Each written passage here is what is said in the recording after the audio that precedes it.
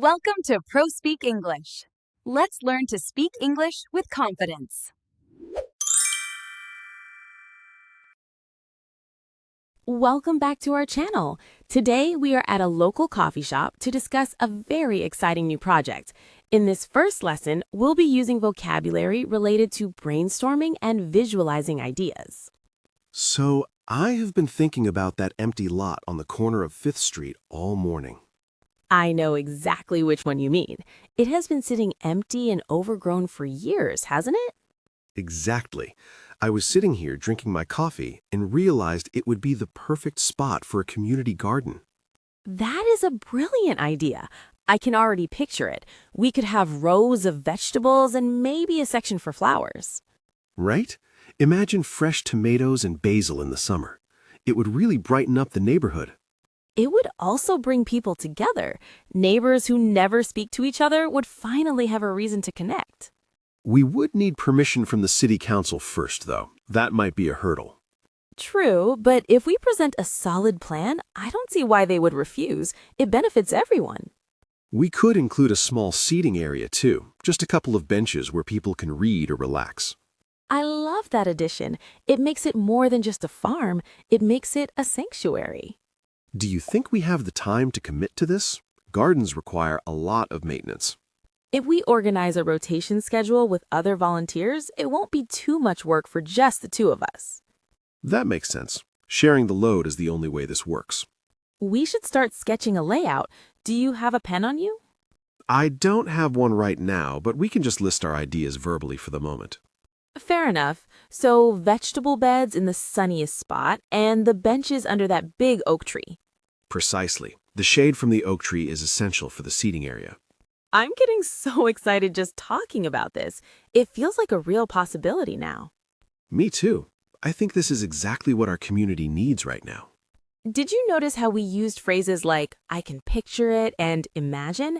In the next conversation, we'll move from dreaming to the practical side, the budget. Now that we have our vision, we need to talk about reality. In this lesson, we are discussing money, logistics, and planning resources without leaving our seats. Okay, let's talk numbers. Even a volunteer project costs money to start. You're right. The biggest expense will probably be the lumber for the raised garden beds. Lumber has gotten expensive lately. We might need to look for reclaimed wood to save cash. That is a smart idea.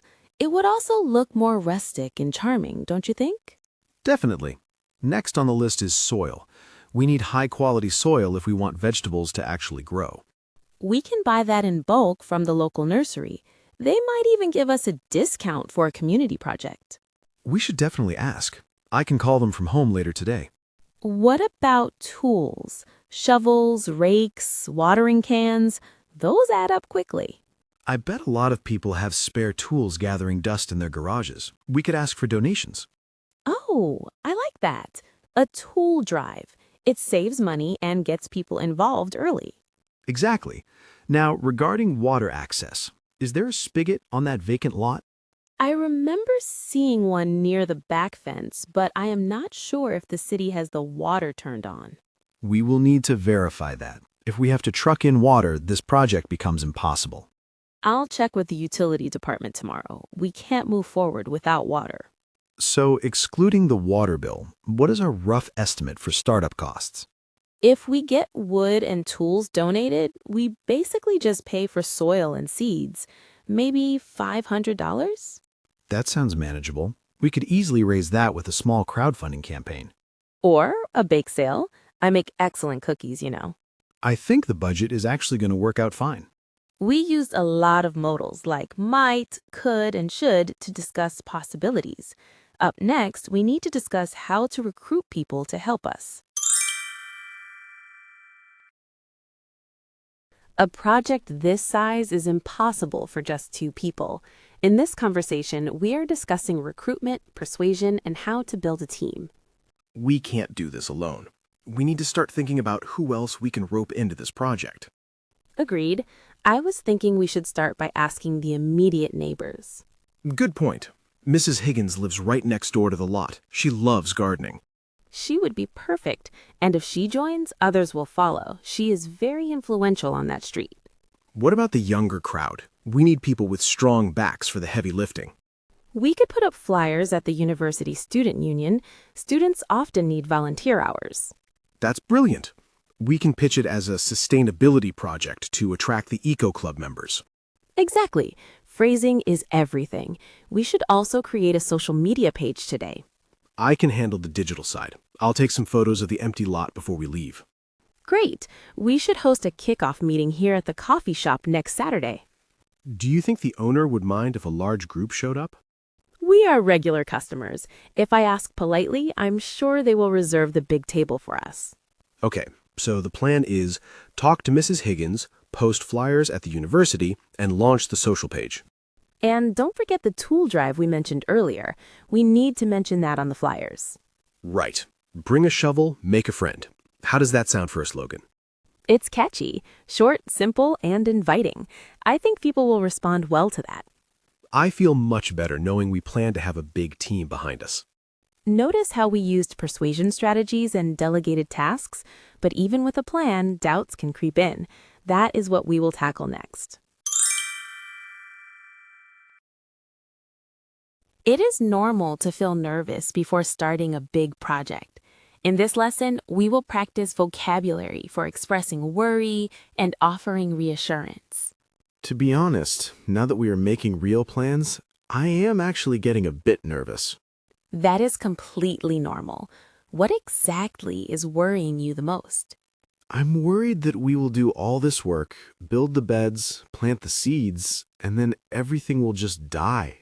Plants can be tricky, but remember, we aren't experts. We're learning as we go. I know, but I don't want to let the neighborhood down. People will be watching us. They aren't watching to judge us. They're watching to support us. Even a small failure is a learning experience. I suppose so. I just tend to overthink things when I take on responsibility. We can mitigate the risk.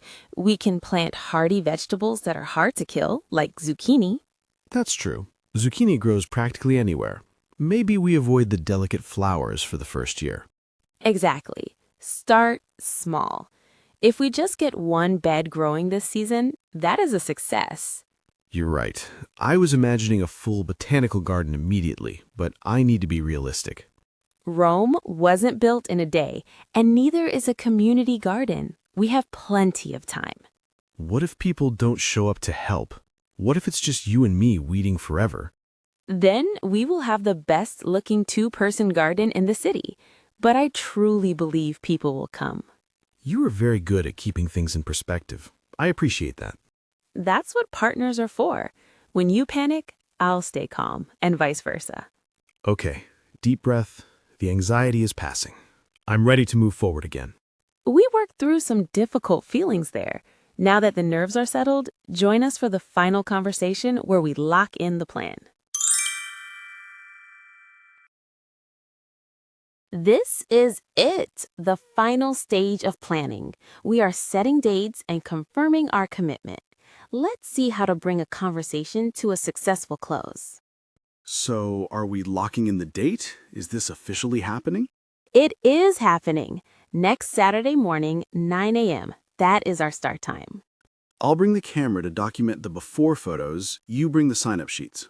Got it. I will also print out a rough map of the lot so people can visualize the layout. Perfect. I'll swing by Mrs. Higgins' house on my way home to give her the heads up personally.